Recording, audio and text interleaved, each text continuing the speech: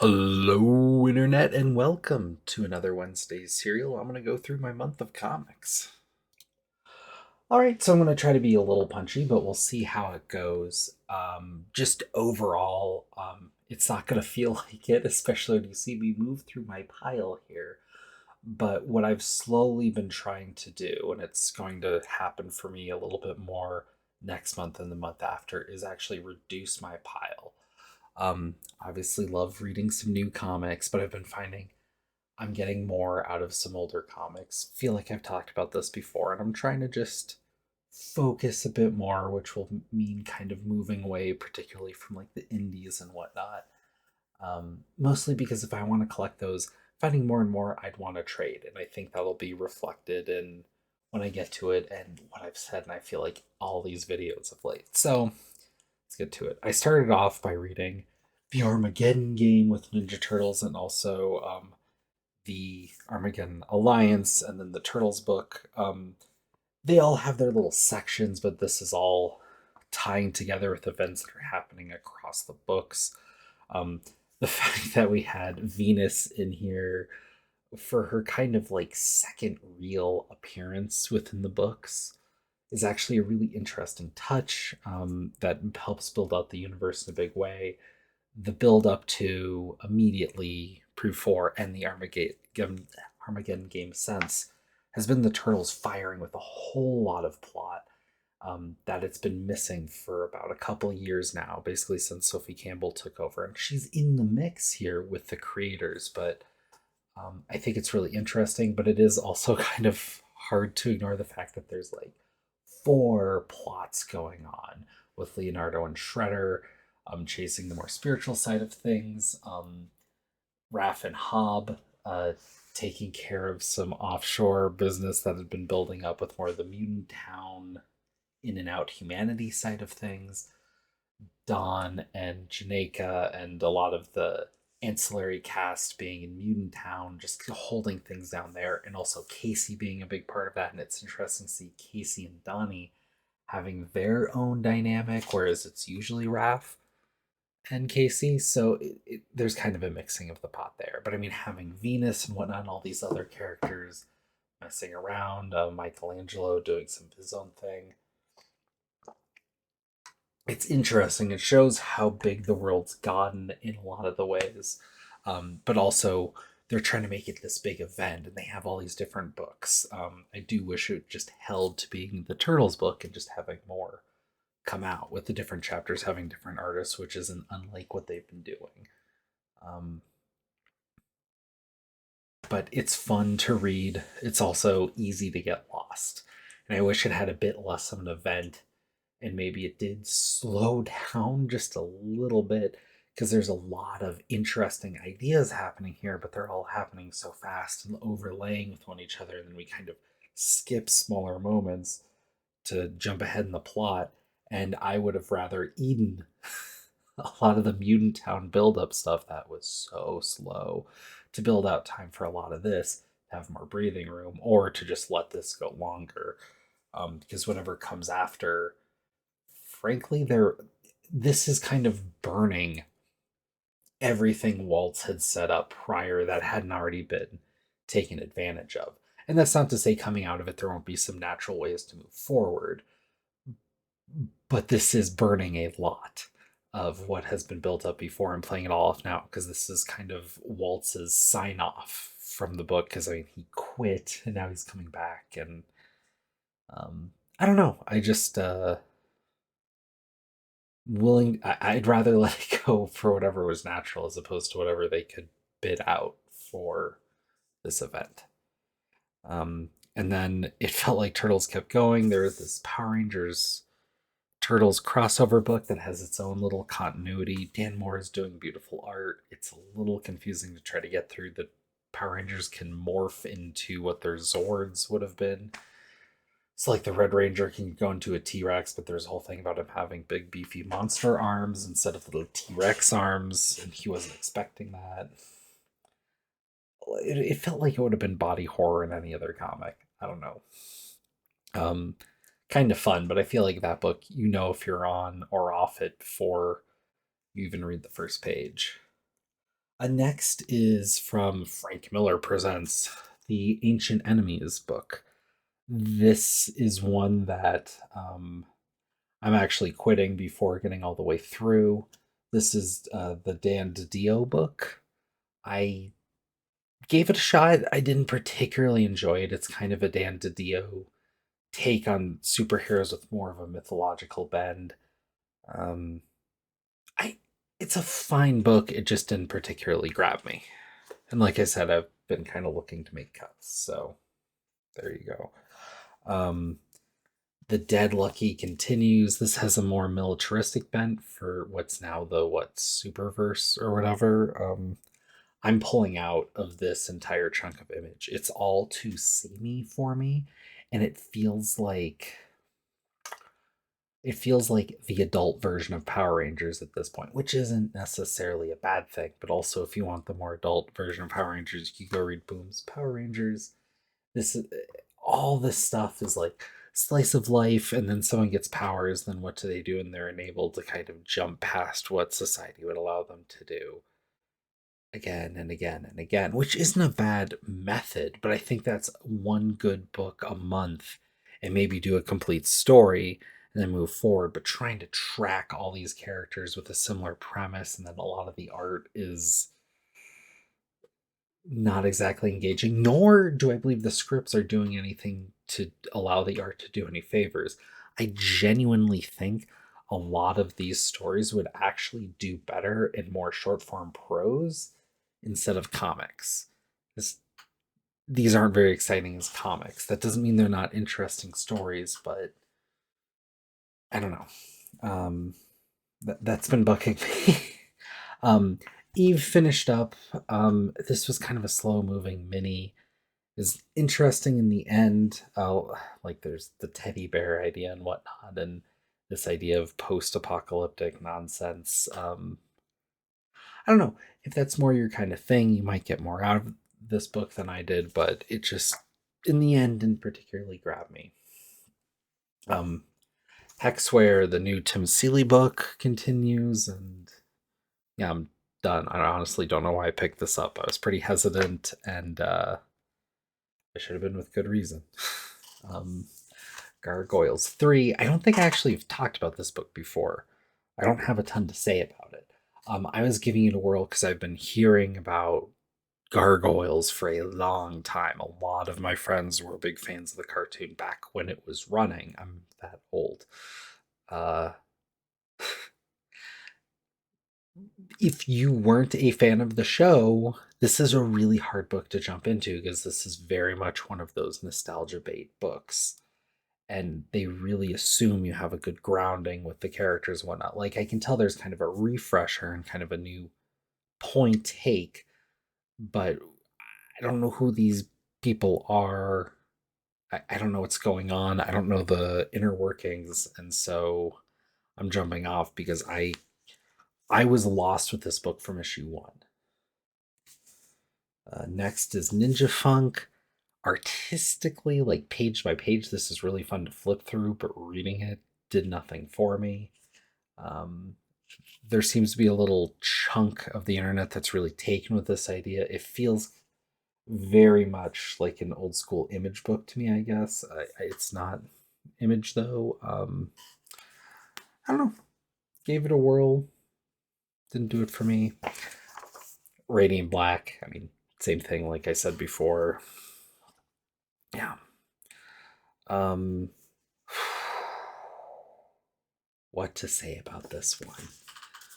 Superman Space Age 3. This book is half a Joker story kind of wedged in, and there's a couple other ideas in there. This is a fun, interesting book, but this last third, it's not a bad book, but it is such a step down from where I was hoping this would be. I couldn't help but be disappointed because I was ready to call this, and if you were watching my past videos, you'll recall, I was ready to call this the next great Superman book everybody would need to pick up. This fell very short of that.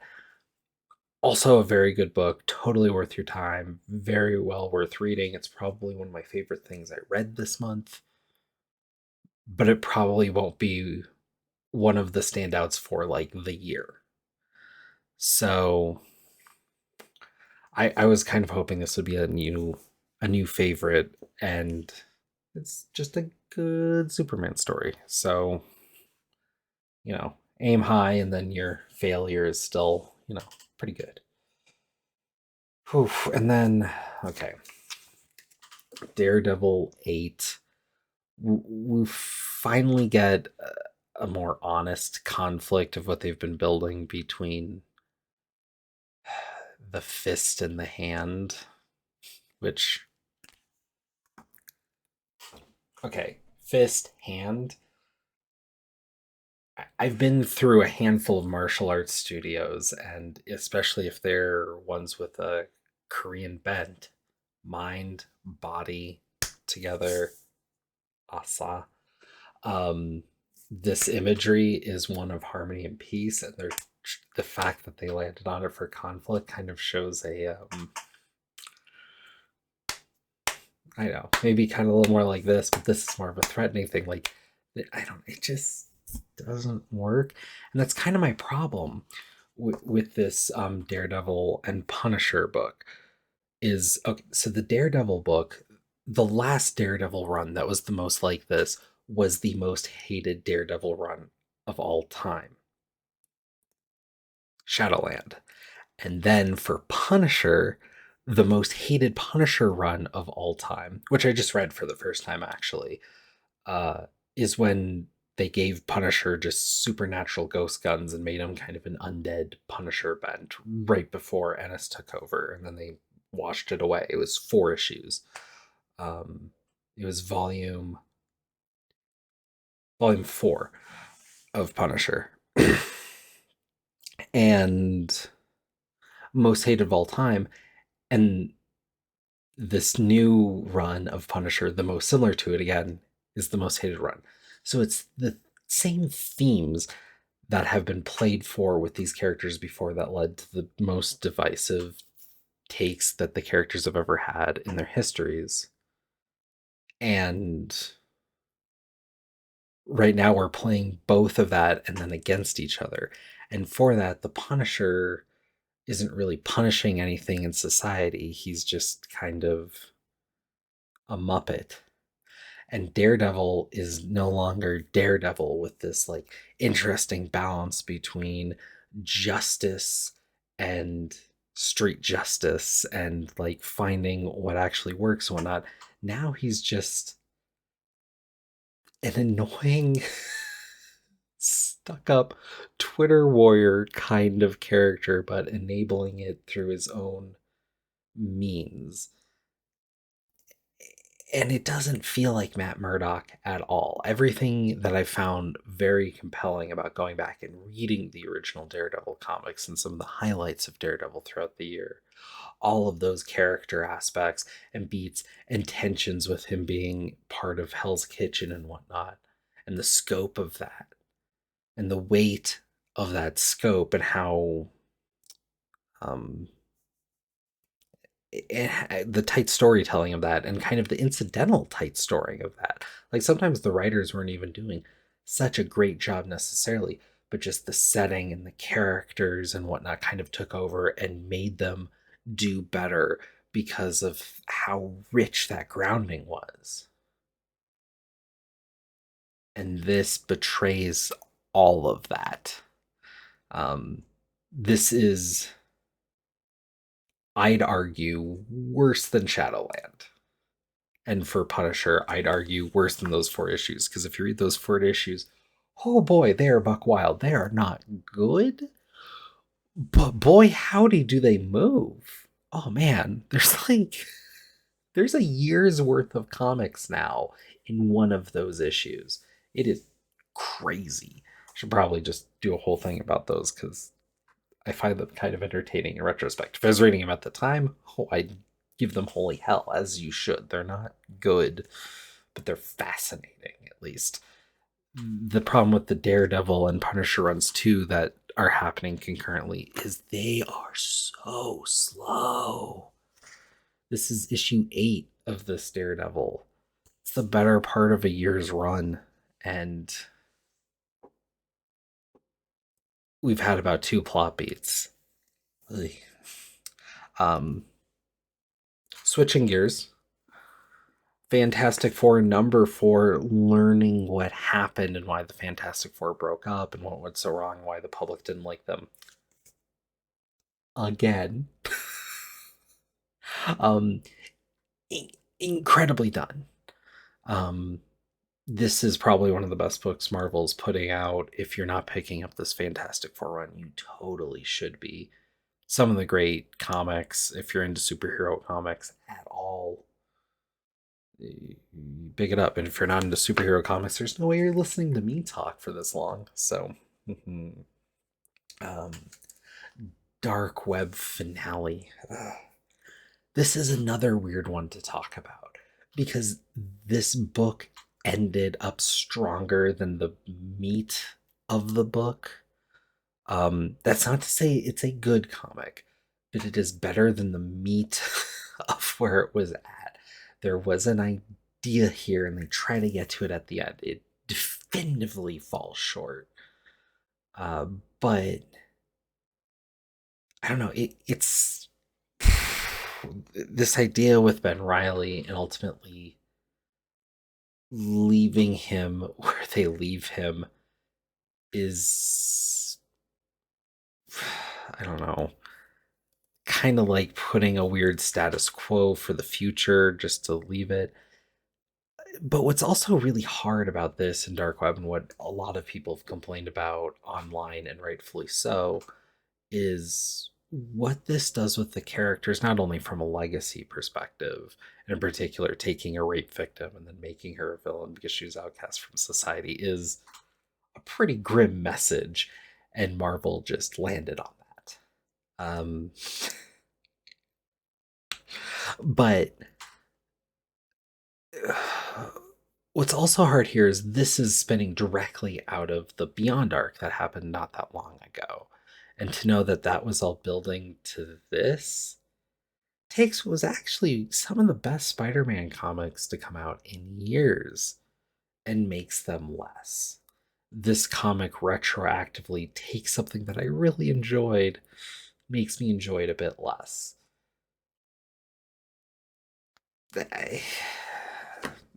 Not great marks.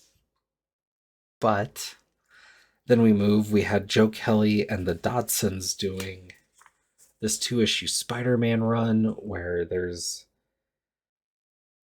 this whole thing with people who are renting out equipment of mostly Spider-Man villains, and then Spider-Man gets caught up with it, and Black Cat helps him figure out how to deal with all this.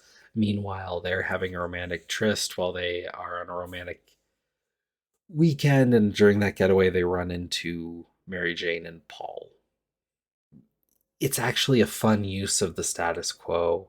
These are 2 fun books that were supposed to be a little breather after a big event and before they jump into the kind of what's presumably the final arc of Zeb Wells' Amazing Spider-Man run.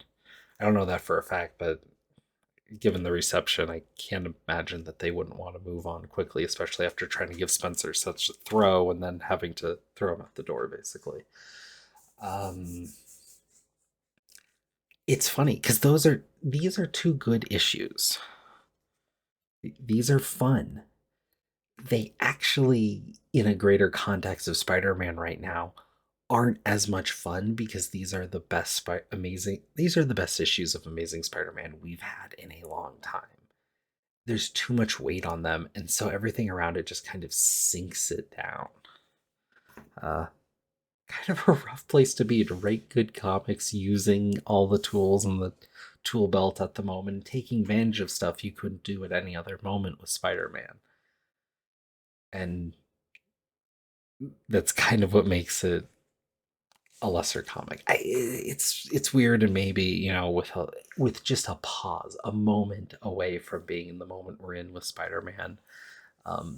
Just kind of looking at these again, I imagine I could come to it with a lot of a lighter touch, but in this moment right now, it feels like being a Spider Man fan is a little bit of a cynical exercise. Readjust my posture. Next up is the end of the Spider Verse Part 5. This is Dan Slott doing something really out of left field and kind of a reminder of why I liked Dan Slott for so much for so long. This is going back to and doing a what if basically.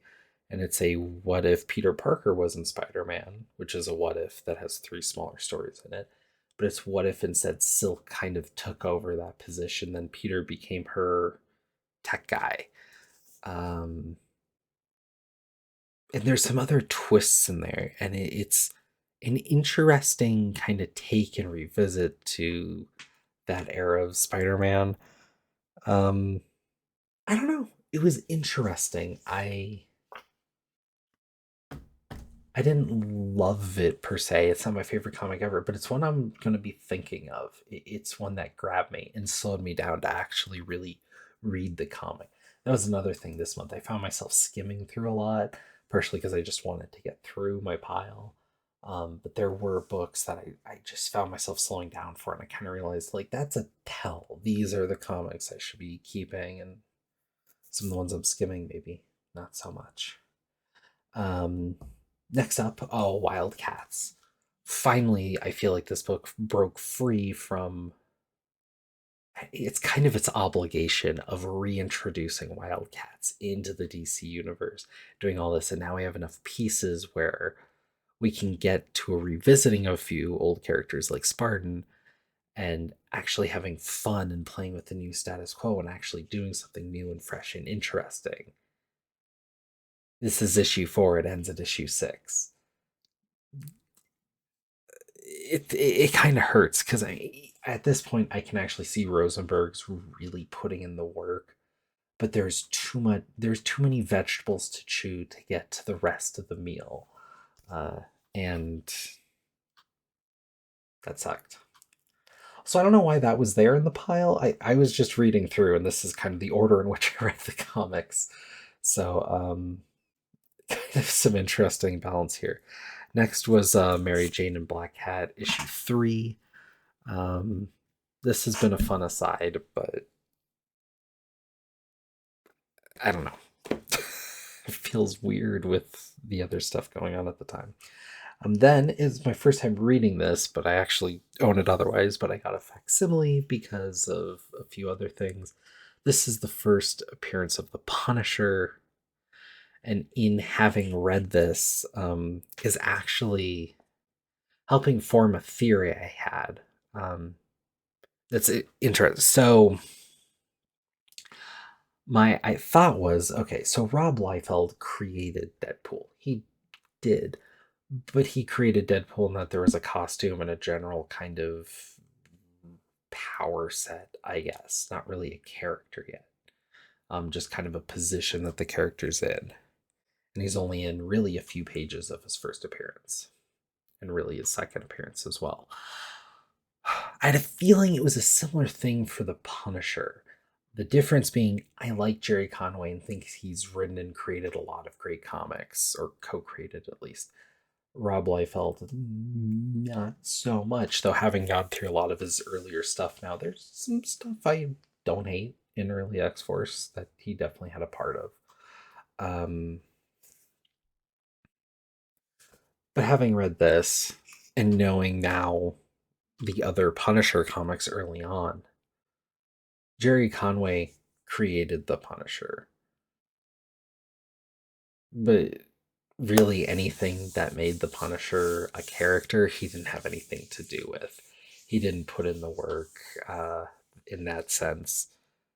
He just created a villain with an idea that he'd wear a skull and shoot guns, which, when you kind of put it like that, doesn't sound like much. The fact that other people found some ideas and all the stuff you're thinking of with the Punisher that makes him the Punisher really wasn't here. It happens later. So I don't know, just kind of an interesting moment with me with some Marvel history. Glad to read the comic, and frankly, glad to have a facsimile because that's one of the issues sitting in my collection that I would be nervous to pull out of the bag. All right. Next is Miles Morales Spider Man issue 3. um, Zinglar is a newer creator, and he's done an alright job, but there was a lot of place setting, and there's some fun stuff in the first issue. The second issue, maybe not so much. This third issue was really a lot of movement so that we can get to the end of the arc and have the fun and have the action. But this issue wasn't there, and he just hasn't learned how to balance that writing for the issues while he's probably really writing for the trade.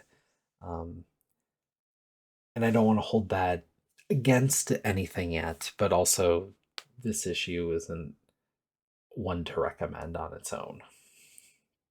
Um, Next is Gold Goblin 4. It's the Norman Osborn reparations tour continuing.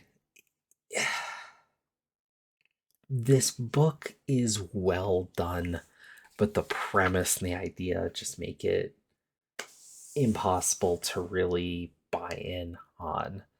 Um, it's hard when the creators are doing everything they can, but the assignment they've been handed is just flawed from the beginning. And in that vein, Red Goblin, who is Normie Osborn with the Carnage symbiote,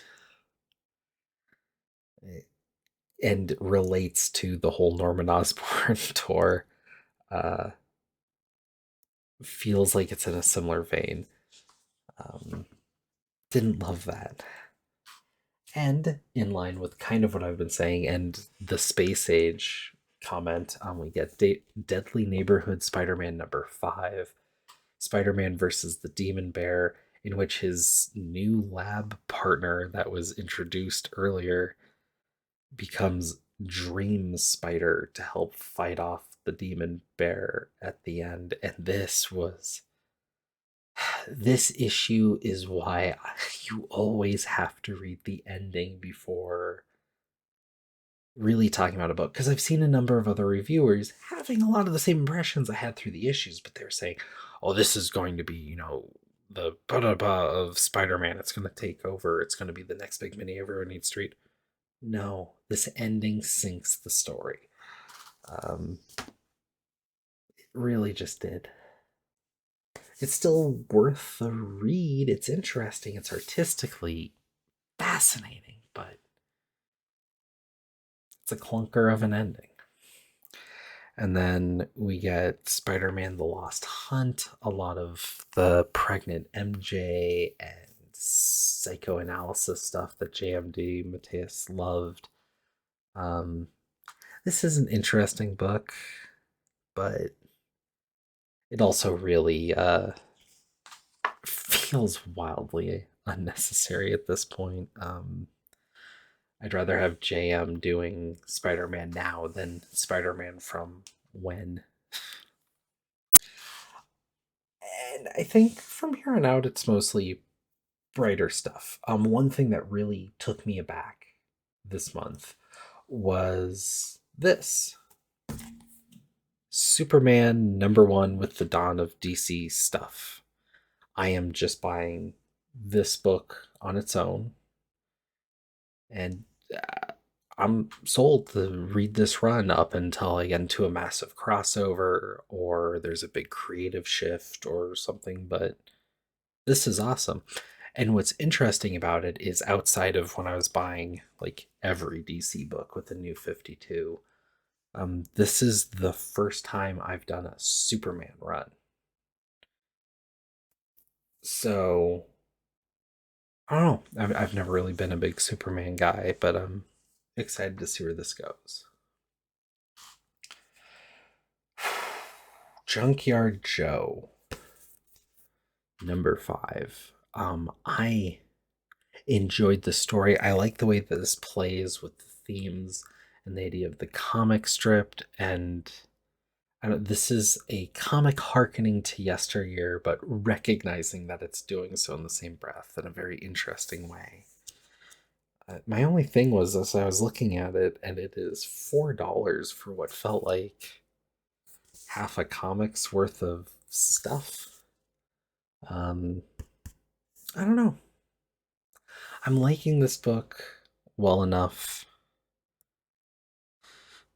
I just, I don't know. The next one is the last chapter of this arc, and I don't know how regularly all this stuff is coming out. So, I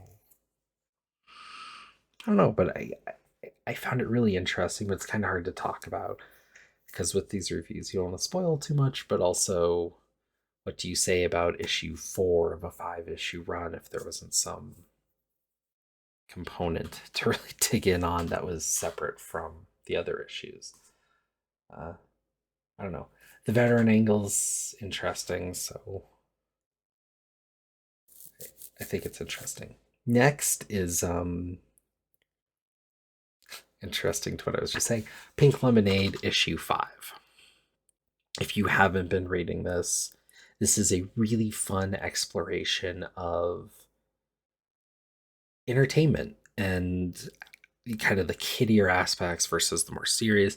And this issue in particular is exploring kind of like gimmicks or different ways things are represented. So, like in the book, you'll see it's not just even like different art styles, but like going to multimedia and like claymation or the CGI look or like clay figures and whatnot. Honestly, of every now and again, there's an issue or something in comics that you're curious how it even got made. And this is one of those. It's weird for me to pull this and kind of have some similar thoughts that I had about the Alex Ross Fantastic Four Full Circle thing that came out last year and have that thread together. Um, this has been an absolute blast. So if you haven't, the trade, I believe, is coming out next month. Go find Pink Lemonade and read it. It will be a standalone trade. It's not a big investment in your comic stuff, and it'll be a standout. Next is Quick Stops. If you follow all the Clerk stuff, we finally see the Hicks family reunion that had some in jokes across some different things but was never explored, and here it is. Uh, Aside the Kevin Smith stuff, um, this was very much. It wasn't even just like it was rooted in the 90s. It was like if you don't get all this 90s trivia, it's going to be really frustrating because there's so much. It was like a gut check for that to even read and understand the comic because there were so many weird 90 references to the point where he was talking about like rewinding a tape with a pencil and like why would it even need to be in here? It was just a weird sort of thing. So if that is not your bag or wasn't your thing, this is not somewhere to jump in. Next is Ronin Book 2. And this is a pretty thick book, but that's kind of deceptive because it's literally it's designed for like digital reading, I guess, is the idea. Like everything is basically a splash page. Maybe like on that last one you'll see a frame between them or something. This is just it just goes like this. Philip Tan has a very beautiful artistic style, but as far as comic book storytelling goes, this isn't the height of it, but it's an interesting diversion. It was a different book. I didn't hate it, but I couldn't recommend it to a soul. Next, um, I just heard Longbox Review talk about some of this, and that was in my head while I was reading this. But Saga 62, a lot of people have pointed out, there was kind of a slowdown with the hiatus and a different shift in the book. Clearly, that was intended, but with this issue, I think the heart came back in a way, and this kind of promise of the next exciting bit is coming. And I don't know, I've been kind of just following Saga out of habit. I mean, it's never been a bad book, but I've definitely wasn't excited with when the hiatus books came back. But this issue, I found myself really excited to read the next one. So the saga continues, and it seems to be marching towards something. So I'm excited for that. Next is Specs, which is the story about a couple kids who get, like, from the old comic books some specs, and they're able to, like, make wishes and they come true, but with a monkey's paw kind of idea. But one of the kids is gay, and that becomes a bigger component, especially here. This is the final issue. I enjoyed the story, but I mean, it's been 4 months with kind of a handful of characters that I didn't have a lot of investment in, so my memory and bandwidth to remember across 4 months was a little rough, and I should just, pick out the comics, reread them, right? But this is a great example to me of, like, you know, uh, there's only so many pages here. What if this was just put out as an original graphic novel?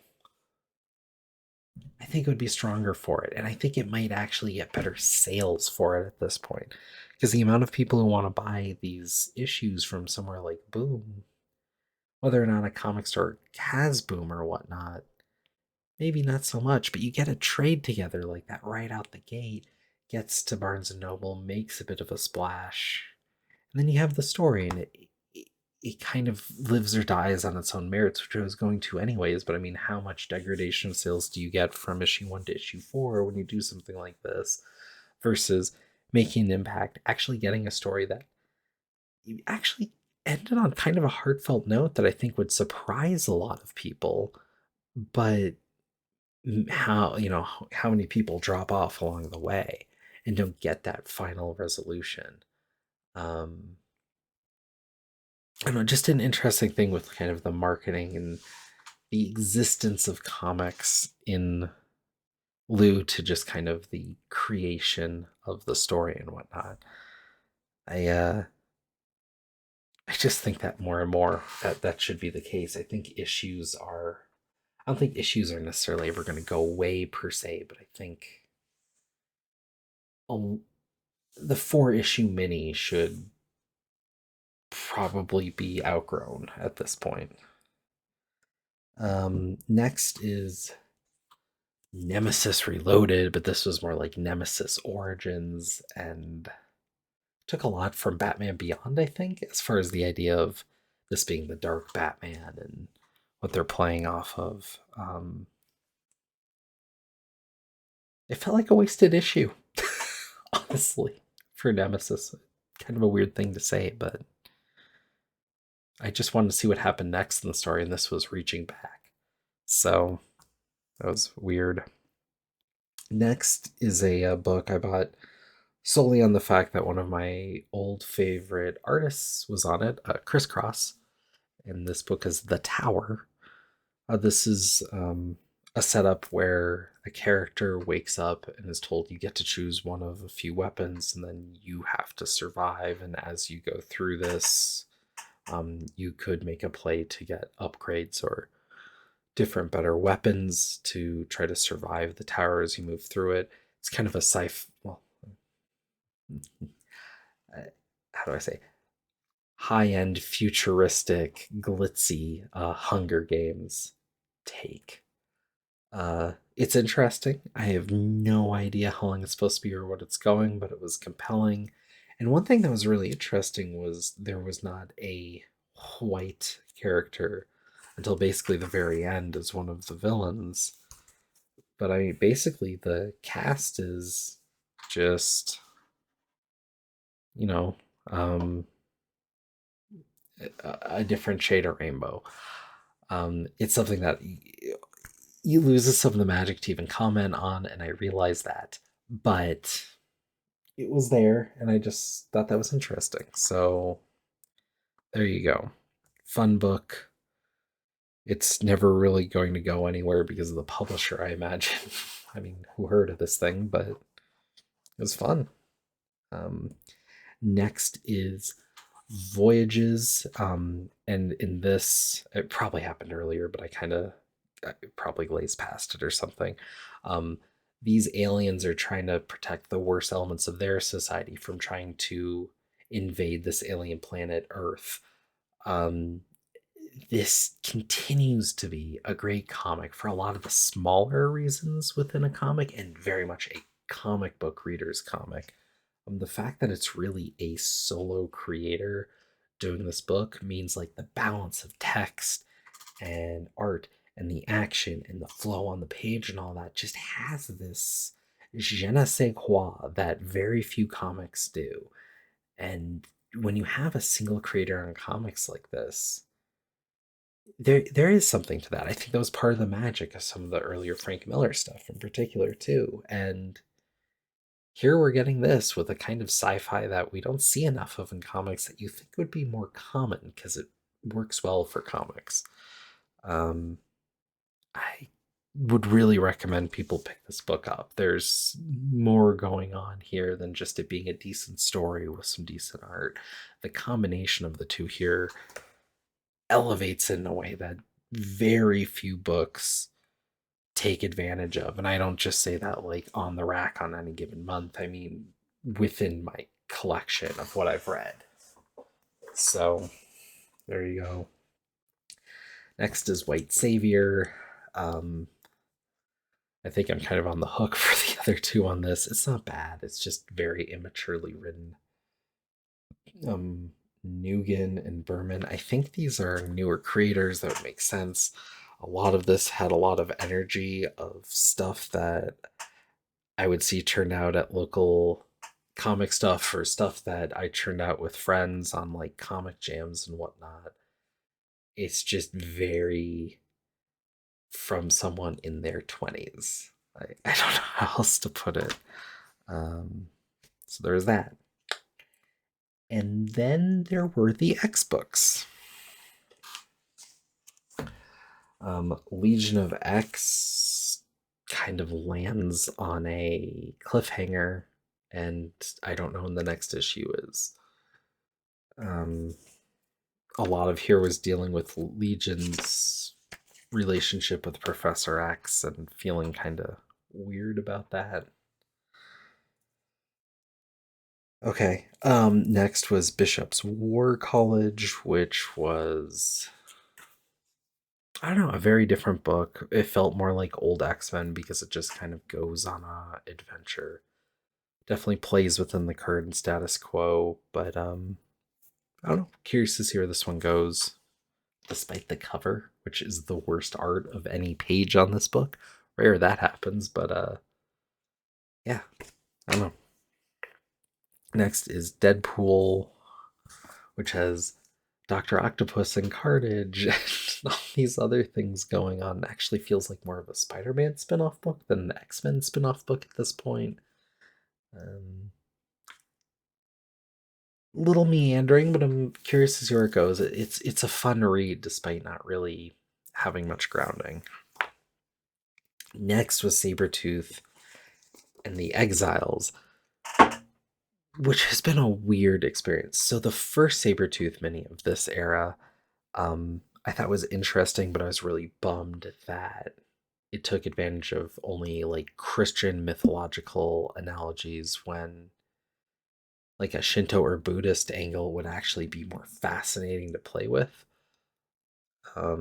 Here with Sabretooth and the Exiles, we see this reject from society and a play with Ordis and whatnot.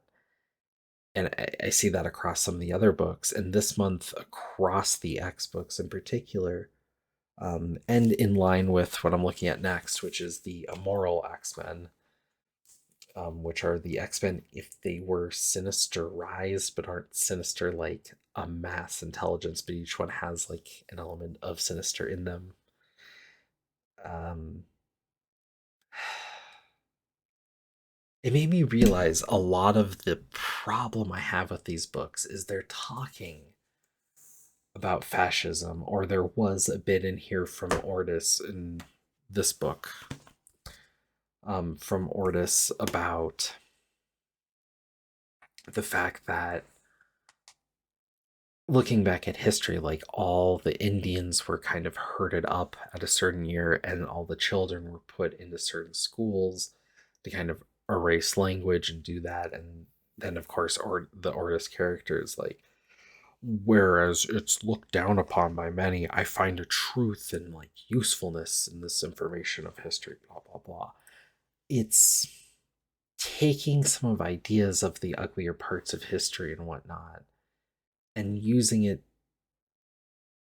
to attribute it to arch villains and just this dark side of it, and it is in no way trying to show how Ordis would be the heroes of their own story with what they're trying to do in any way. And even in the Bishop War College bit, there are two mutants that show up that are fascists, so of course they attack Krakoa, which doesn't. I mean, it's not that that wouldn't happen at all. Like fascists would never attack each other or something. It just they want to frame things in a certain way. They want so bad for things to be so black and white. And there really isn't a shade of gray, but they want to kind of pretend to be. And the parts are there to tell that story. But then the characterization and positioning and point of view that they use to tell the story eliminates any amount of subtlety or ability for the reader to interpret for themselves how to read into these complex moral issues at times, or even incomplex moral issues like effectively erasing someone's culture. But I mean, without presenting something about the idea of monoculture, sorry, and the benefits of that makes it less complicated. Also, more damning about it is the idea that the pieces are there. There is a Krakoan language, and they do all supposedly read and speak it, but they never do.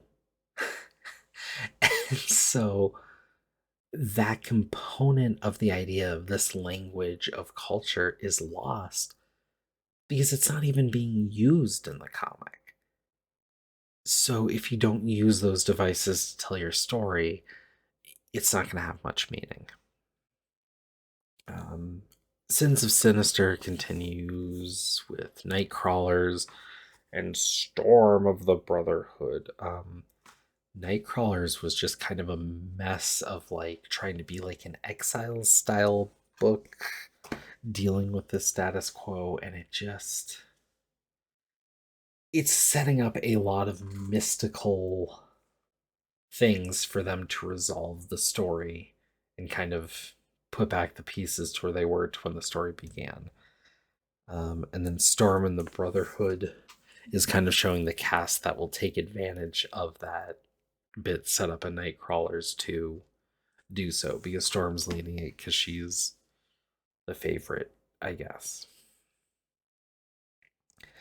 And then shifting the gears slightly within the X-Men stuff, we moved to the back half.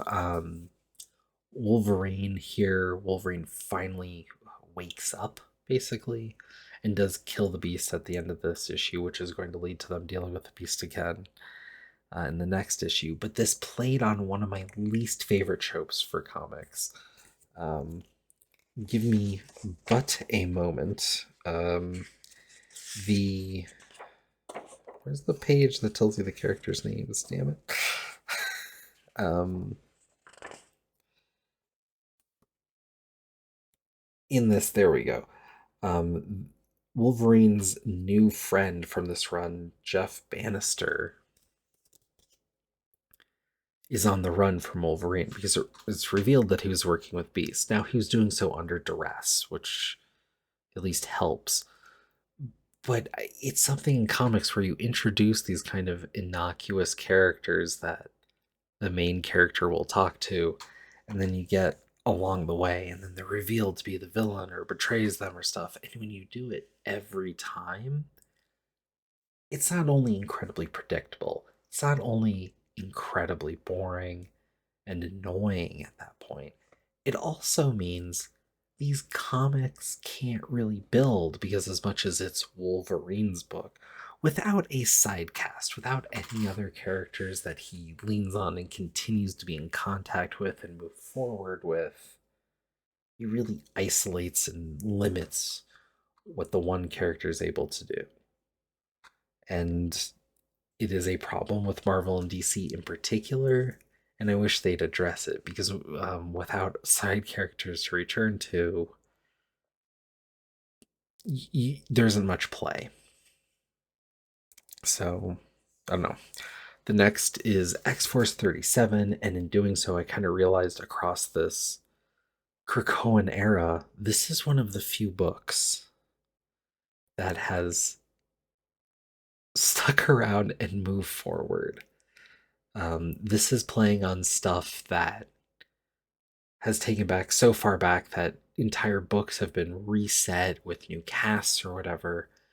And this one moves forward and plays back. And it's 37 issues of continuity that I've read. And I just kind of respect that for being one of the books that just keeps going and taking advantage of keeping going and playing with its own little toolbox and building it to the point where, oh yeah, this is how X Comics wanna kind of used to be and are stronger for having done. And with that in mind, the next final three, were a weird set amongst each other. So X-Men 19 is X-Men fighting the Brood, but they just kind of do that. They just kind of fight the Brood. That is the story. There's nothing else really going on except for Corsair almost dying, Cyclops' dad. Really kind of a nothing burger. Disappointing. The modern X-Men. And then you move to Extreme X-Men, in which they're dealing with this group. There's some character dynamics, there's some moments, there's a lot of lines. It's Claremont X-Men again, but secondary Claremont, picking up this book from where he left it in the early 2000s. So much better, so much more engaging, so much more going on, so much more enjoyable. And then you have another look back from the Portasio era of X-Men with kind of a play in with the original Bishop story and giving more of Bishop's perspective from right before he jumps into continuity. And maybe not as great, but kind of interesting still to see what this is like versus where more of the X stuff is now. And also, this is it for X-Men Legends for a while. And between these two, the Claremont thing works a lot better because it is an arc on its own, but continuing forward, moving forward with stuff. Whereas this is part of like a couple issues that were just trying to flesh out something and do something extra that you could almost slot into the books from back when. There does need to be a balance with moving forward with maybe some of the nostalgia or ideas of old, but I don't know. I think I'm getting to that age where I think comics as a rule were better back when. Overall. There's still some good stuff coming out, but this is part of the reason I want to pull in on my pull because this is only half of it now, but I mean, it's a lot to chew through. So there you go. That's it for this month. Hope you guys keep reading and talk comics soon.